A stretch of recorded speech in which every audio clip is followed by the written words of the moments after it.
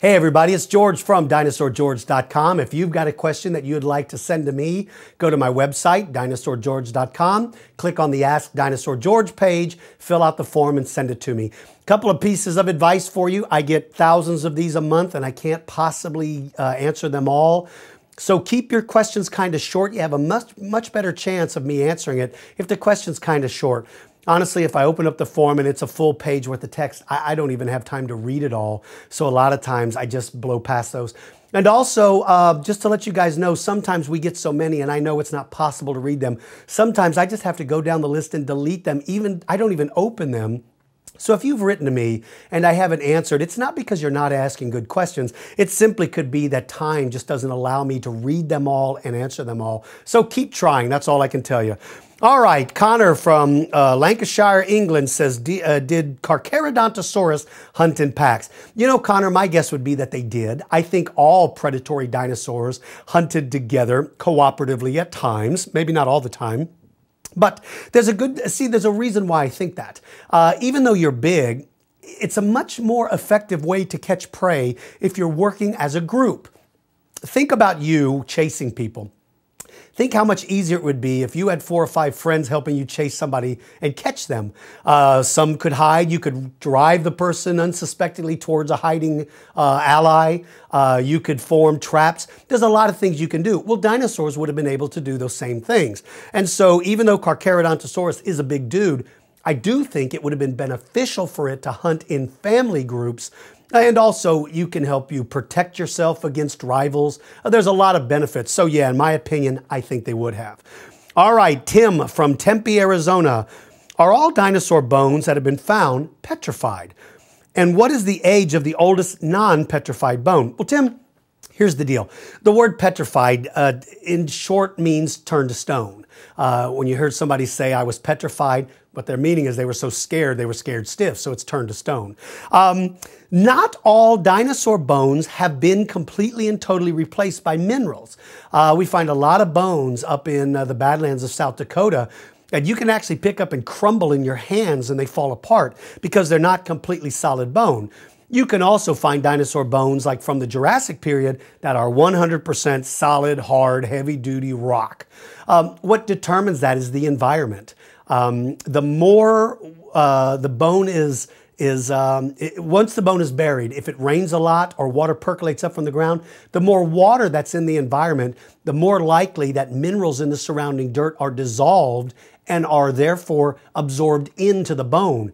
And over time, those minerals rehydrate, which means they turn back to stone, and they fill all the spots where the bone used to be. Well, for that to happen, you have to have quite a bit of rain, at least periodically, to do that. Otherwise, if you're buried in a desert-like environment that doesn't, where there's not a lot of water and therefore there's not a lot of dissolved minerals, your bones don't really get turned to stone. But it has nothing to do with age. It has more to do with water. For instance, animals that go into caves and die, and if that cave is not subjected to a large amount of water, those bones retain a lot of the organic material. They just lay there. So it's not unusual to find saber-toothed cat bones in a cave where the bones don't look to be that old.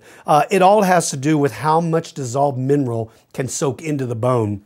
So the age of the oldest non-mineralized bone would be hard to say because I just don't know. It just depends on the location. But I do know we find a lot of Cretaceous age bones that are not completely turned to stone.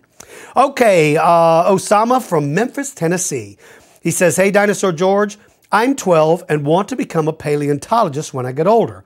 I want to know if a raptor could send distress calls to his or her family members like in Jurassic Park.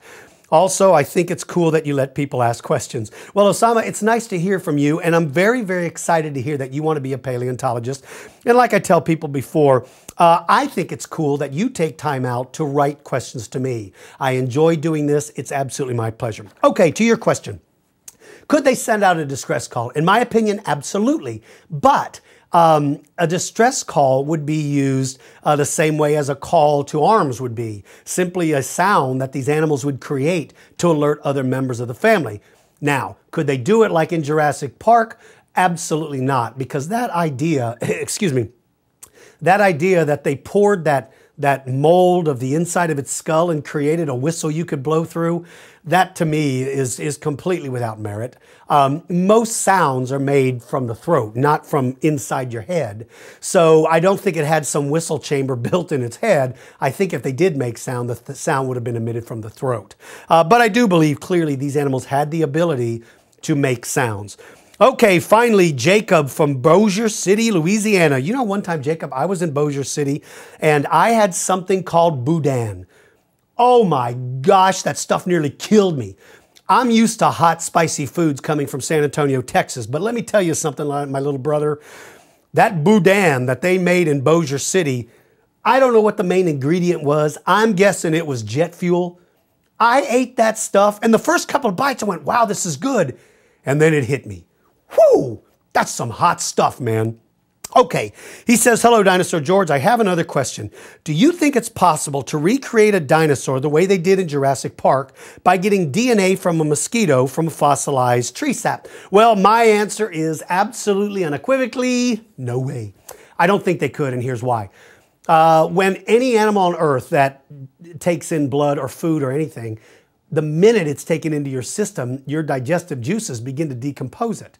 So if a mosquito were to drink the blood of a dinosaur, immediately, that blood would be altered instantly by its digestive system. And so think of DNA as a recipe for baking a cake.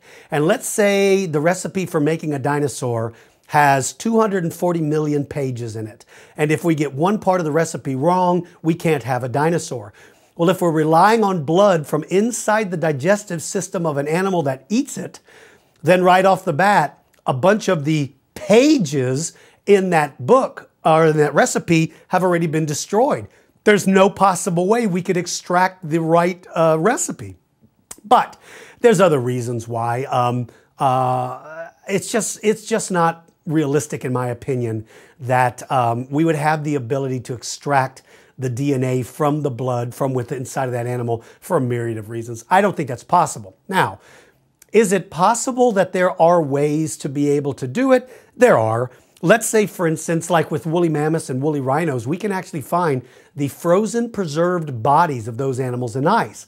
Unfortunately, dinosaurs, even though they lived in places where it snowed and there was ice, there would be a thaw the following season, so they couldn't remain frozen for us to find till now. Maybe one day we'll figure out a way to get recoverable DNA. There was a group that had claimed to have found T-Rex DNA, and I don't know if that's been authenticated or not. I know at the time they thought, and then I read something where they said that wasn't the case. I don't really know what the outcome is, but whatever the case, finding DNA and finding recoverable DNA, meaning DNA that could be used to actually create life, are two distinctively different things.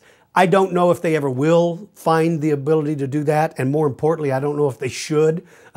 I know we like to think we're God, but playing God and being God are two different things, and it could open up a whole Pandora's box of problems if we ever were to try to bring back animals that are no longer here. And I'm only thinking from the standpoint of disease. What if those animals had diseases that no man has any immunity to? Yikes. All right, you guys, this is the last one I'm sending out for Christmas. Christmas is tomorrow.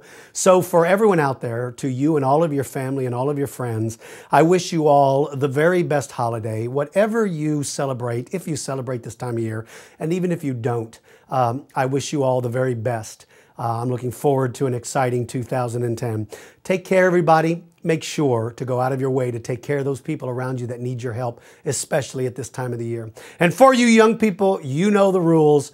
It is practice your reading and use good manners. Until next time, everybody, take care, and it is so nice to hear from you. And finally, one last thing, a shout out to all of you crazy people who follow me on Facebook. You guys are the best, and you make my day. So to everybody in the world, and especially you nuts on Facebook, take care, everybody, and I'll see you again soon.